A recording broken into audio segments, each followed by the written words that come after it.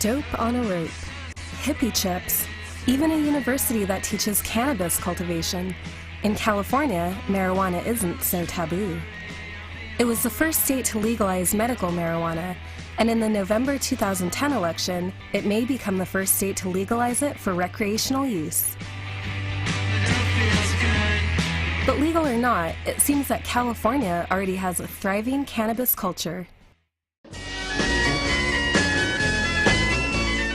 My journey into this controversial culture began in San Francisco's historic Haight District, the epicenter of the 1960s hippie movement. I met with Don Stannard Friel, a former hippie who used to live here and who agreed to show me around some of his old hangouts. This is a great place for music and weed, right here. Now a professor of sociology and anthropology, Don explains how the marijuana scene has changed since the 60s. This is where you come to a concert and you have 10,000 people and smoking marijuana and doing whatever they were doing and dancing, and the whole scene was right here. This is the ground zero. The music, the sex, the drugs, consciousness was changing, and the generation was responding to the changes. And now you have young people that are coming here and expecting to find that, and it's been gone for 40 years now, right? And so they wind up living in the woods. So there's much more anger, I think.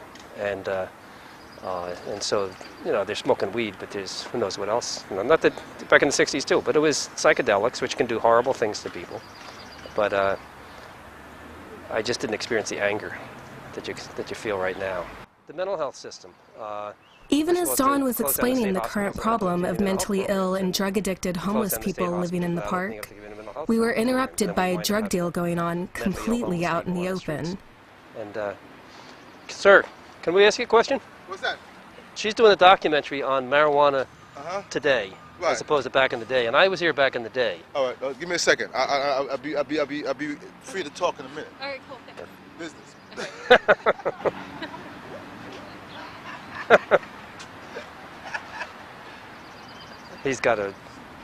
He has a joint. He has a lid with him, or a baggie full of marijuana, and that's. Is that pretty common? That's pretty common to see here. Yes, it's very common to see here. I mean, that, as I said, this time of day there just isn't that much going on, but later on it will be. But I mean, he seems open enough to have an interesting conversation. But he's got big buds there, and so we'll see. He's doing business right now. After finishing his business, the dealer returns. Why do you think, and it never occurred to me, but if you go down and buy weed at a medical marijuana clinic, or you can buy it here in the park, why would someone choose the park? It's like buying gasoline. You have gasoline $2.99 on this corner, right? Yeah. And then you have gasoline that is like $2.06 on the next corner. Yeah. What do? You waste time going to the gas station that's $2.06, or you get the gas station there. Yeah. You're here. I'm here. I'm here, right? And I never, people do that. And it's not just San Francisco where marijuana is so out in the open. At a comedy club in Sunnyvale, just 1 hour south of San Francisco, there's a whole show about it. The Marijuana Logs features Tony Kameen, Rob Cantrell, and Dan Gabriel, 3 comedians who aren't shy about declaring their love for the bud. We're excited about marijuana. Marijuana pleases us. And as the title of this show suggests, we're here to talk about marijuana. We're here to think about it, to hear stories about it, to learn about it, to understand it, to buy it. And by it, we mean marijuana. So why write a whole show about marijuana? I think pot is sort of borderline risque. It's not, it's like the breasts of sexuality, where like, who doesn't really like breasts? Who doesn't really have a problem with pot? But still, it's a little, just enough risque. How many people here think that marijuana should be legalized by applause?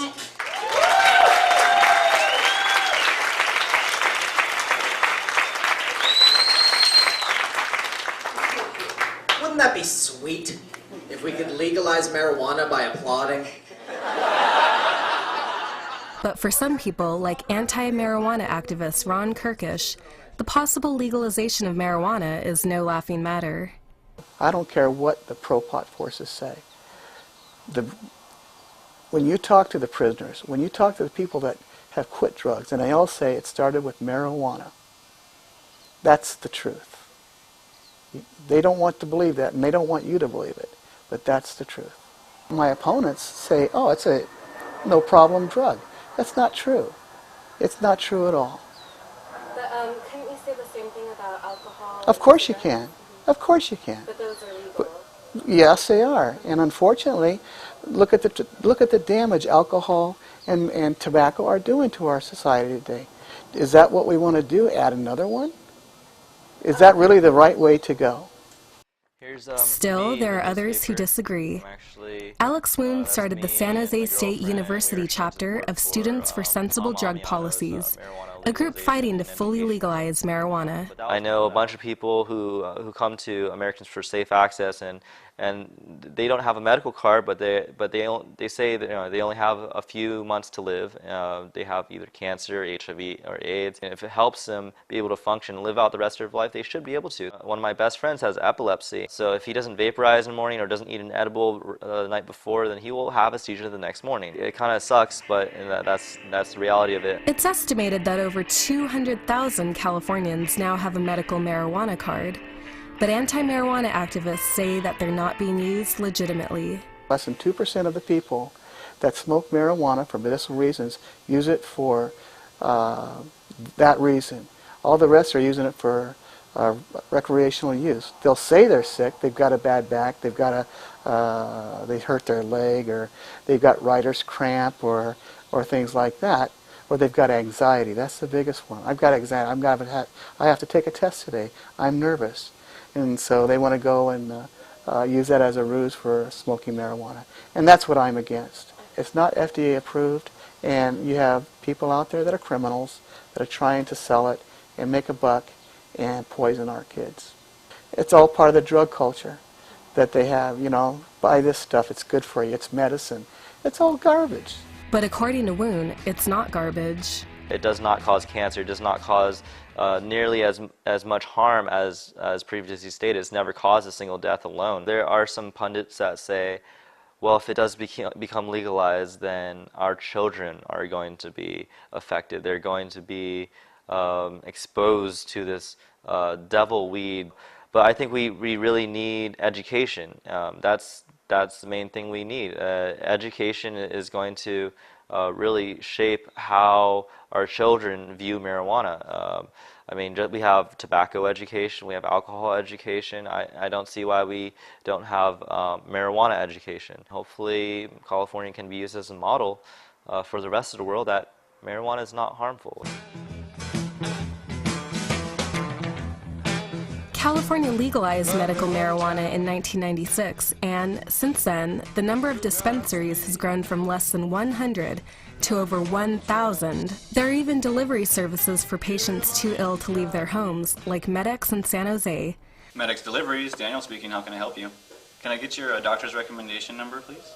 I went to their headquarters to speak with Daniel Hovland, president of the company, about the medical community's role in the fight for fully legalizing marijuana. We're fighting for the same thing if you think about it. The communities that are saying, we want, to protect our kids, and that's exactly what we want to do. Through control and regulation of this industry, it'll be the same as like a pharmacy or a liquor store or a tobacco industry where, there's kids that aren't able to get that, and so they go through, well, of course, they're able to if they go through the wrong means, but to go to a liquor store and try and buy alcohol, for example, or go to a pharmacy and try and get a prescription that you don't have, of course, you're not going to be able to get it without proper identification or with a recommendation or a prescription, for example.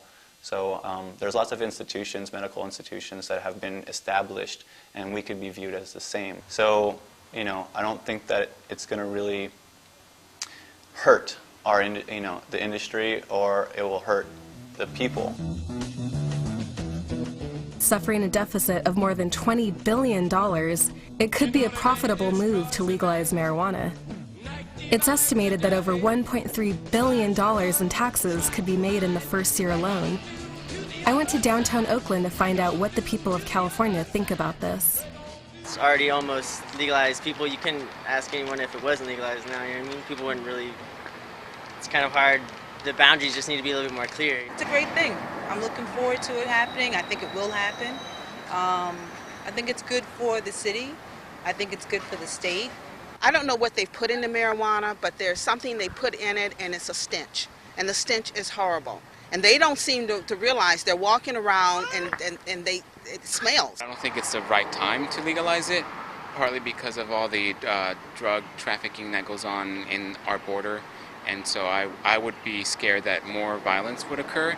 When people passed the peace pipe, it wasn't tobacco at first. It was marijuana and other naturally, you know what I'm saying, natural substances before it was that chemically processed tobacco. You know what I'm saying? It was marijuana. So I feel like, you know what I'm saying, if they legalize it, it would create a lot more stability in America. I think the tax revenue on that could be pretty lucrative, especially for a state that's sort of suffering financially. I don't know. It makes good sense, and it's California. Come on, you know? There may be as well be one thing that everybody else in the world thinks about California that's actually true. So no matter what the outcome of November's election, it seems like marijuana has already become deeply implanted in California's culture. I picked up the San Francisco Weekly today, and it's all about drinking, and then you have some green relief stuff going on. Yeah.